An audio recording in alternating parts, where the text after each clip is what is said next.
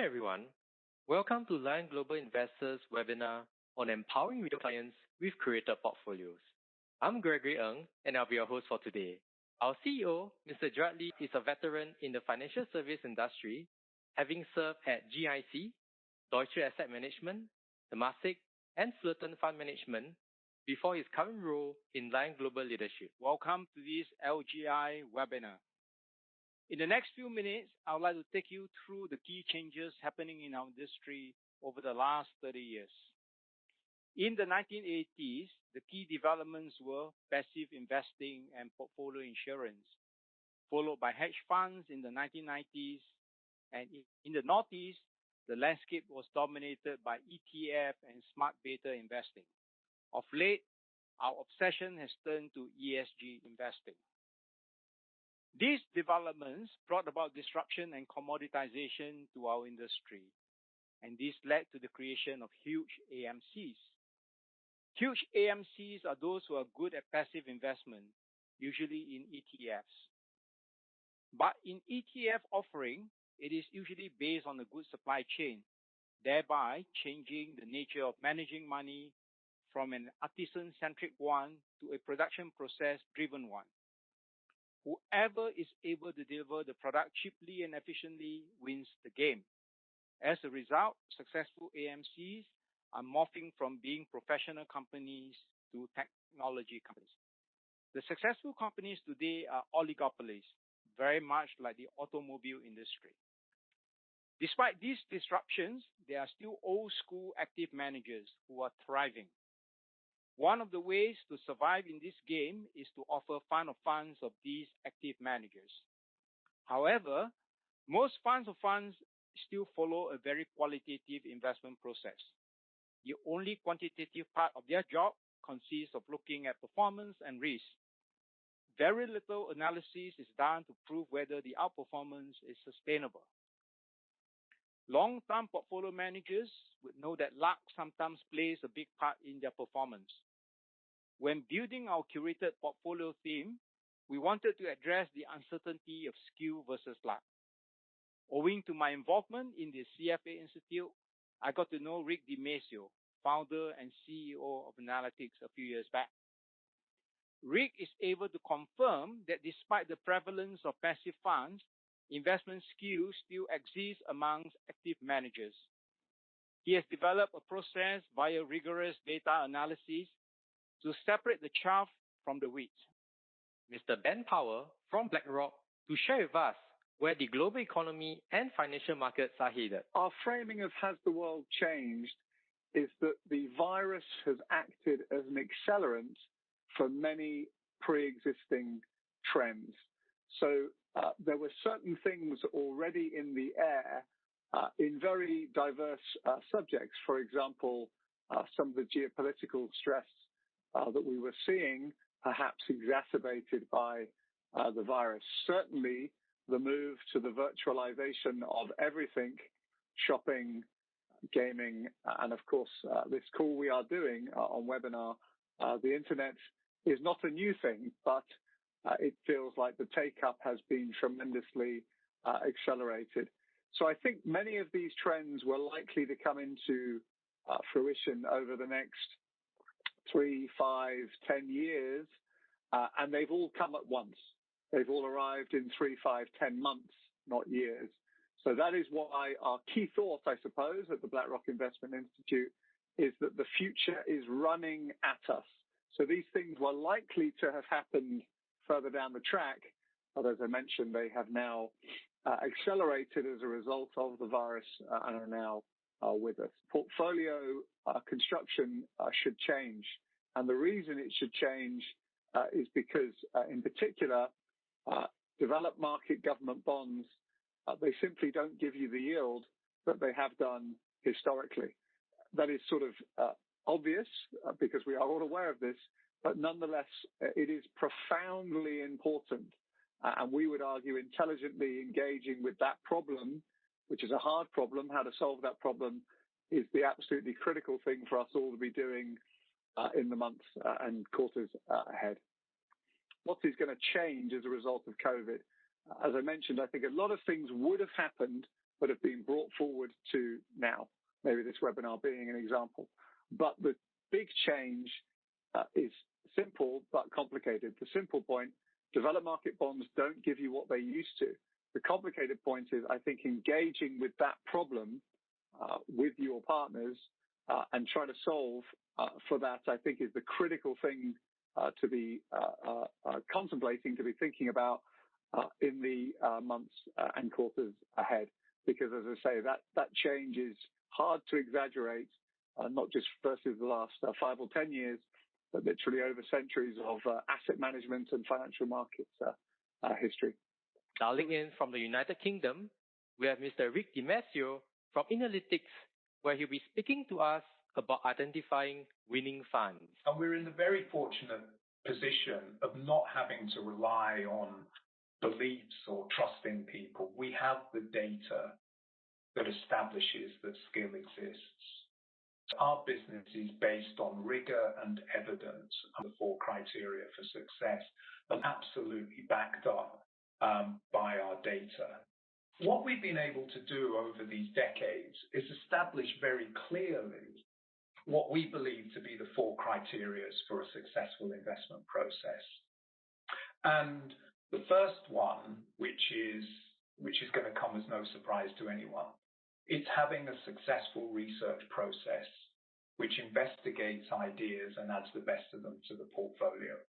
The research process is an absolute fundamental cornerstone and is the foundation of any investment process. Without good research, it's impossible for a fund manager to add value. And in fact, we've just published our latest research paper, which actually is addressing exactly this question.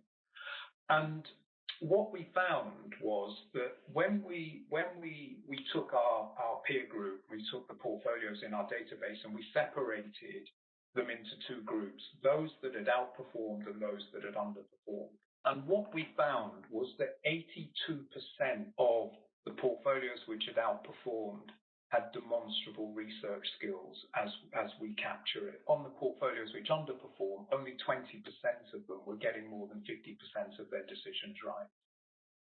So not only does any practitioner in our industry understand the importance of research, we can actually back it up empirically. And I think that we are uniquely positioned to do this. And as far as I'm aware, nobody else has been able to actually make that link between a successful research process and the generation of alpha. So, and the second one is that it's not enough, it's not good enough to be able to have good ideas. If you don't back them with conviction through what the industry calls the sizing decisions, it's just a waste of time. So the first 2 are just absolute prerequisites for a skillful process: the ability to identify and add winners to the portfolio, and secondly, to be able to back those ideas with conviction. And then 3rd and 4th are really things that are best avoided. As I mentioned earlier, we published this very successful paper with MIT in Chicago on the loss of alpha through poor selling decisions, where we identified that typically fund managers will lose about 100 basis points per annum through lazy selling decisions. So they go to all the trouble and the effort of identifying and adding great names to the portfolio, and then unfortunately just dissipate that through lazy and ill-informed selling decisions. And as the paper identifies, and through our own practical experience, and the main reason for this is that very often selling exercises are not investment decisions, but are actually just cash raising for the next buying idea. And this is one of the things that brings us back to the start where we were talking about the understanding, listening to a managers, how they describe their investment process. And there isn't a single fund manager on the planet who hasn't got a well-articulated selling discipline that they articulate in their presentations. And yet we never see evidence of actually a successful one. Lastly, we have our very own Mr. S K Selvan from Lion Global Investors, who will wrap up with a presentation on building diversified portfolios. Now, this brings me to the launch of the Curated Portfolios Team. I'm very excited to be here to share with you that there is a Curated Portfolios Team being formed in Lion Global Investors. And thanks to, of course, our CEO, Gerard's vision to build fund selection capabilities and fund research expertise within the firm. So the team has been formed finally, and we have onboarded all members. And we're very happy to announce today that we have about $3 billion of assets under our care and advice. And we've got very good people on board. Benedict and Yue Ing have many years of investment experience. They are almost industry veterans. And coincidentally, both Benedict and Yue Ing used to work in Mercer as a senior fund researcher. So they bring best practices from Mercer. And on top of that, we then tweaked the methodology. We implemented our own systems, and we try to enhance the fund rating methodology within the Curated Portfolios team. We've got Gregory Ng, who's happily hosting today's webinar. He's from a neighboring insurance company, and he has been doing fund due diligence and fund monitoring the last 4 or 5 years. And Chin Kai is our latest kid on the block, and he's fresh out of school, and hopefully we can train him to be a data scientist. Now, the asset management and the wealth management industry today is facing many challenges. I think Gerard spoke about how the big is becoming bigger, and we've got digital platforms coming up, robo-advisories, and the digital banks are at our doorway, giving us a big challenge. And I think what's happening out there with the passive investments and the whole industry fees kind of shrinking, I think there is a need for a team like ours to partner with traditional banks and traditional insurance companies who are finally trying to make that leap into the digital world. We are with them with this digital journey, and I think we are coming along with them as portfolio advisors. And so we've got a couple of nice building blocks here. We've got multi-asset experience, we've got asset allocation experience, and now we have got built this fund research experience. And all of this kind of ties in very nicely to partner with some of these new big incumbents who are trying to make that the digital leap into the new world. Of course, we tap into different asset classes. We diversify across asset classes and within asset classes. And here we use either ETFs or we use best-in-class funds to build portfolios. Now, talking about best-in-class funds, I want to explain to you that not all fund managers make the cut. Like what Rick said, there are the elite group, right? So in the EPL, you have the Ronaldos and the Mohamed Salah and those kind of guys. There's only a handful of guys who make the cut, and we are trying to uncover these people. So we've got two kind of methodology steps. The first step is obviously what the industry is doing already, performance ranking using quantitative metrics, which is already available, excess returns, peer ranking, upside capture ratio, downside capture ratio, so on and so forth. We then come up with this ABC rating, and we only go for our shortlisted A-rated funds. So I think Rick spoke earlier, and I want to reiterate that numbers don't lie, right? So although it's backward-looking, but I think it's a very good starting point because track record, a fund has to show me that it has a track record even before I consider looking deeper into a fund. The second step is where it gets interesting, and I think the second step is where we are tearing ourselves apart from the competition.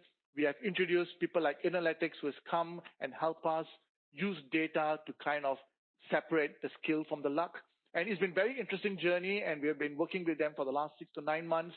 And let me share with you some of the ideas from our perspective. Now, where Inalytics comes in is at the beginning stage before the due diligence stage. So once we have shortlisted our 3 or 4 funds in a particular category, so let's call it global high yield or Greater China equities as a risk or as a asset strategy, and after that we go to Inalytics and we try to run some numbers, right? And based on month-end holdings or transaction data, we can actually track via data and via charts how the fund manager is transforming and translating the research process into an actual buy order. We can actually track, for example, let's say he's researched a company in China, he puts a 50 basis points starting position. And we can actually track over the last 3 months or 6 months how that position has changed. As his conviction gotten better, as he added another 100 basis points into that position, or things like that. Or sometimes the thesis goes wrong. or the stock is down 20%. What does the fund manager do then? Does he say, okay, my thesis is wrong, I should take out my position? Or does he say that I still have conviction and I'm going to double up my position? Right? So we are trying to understand how that research is translating into bet sizing or position sizing, and then how that then translates into alpha creation or excess creation.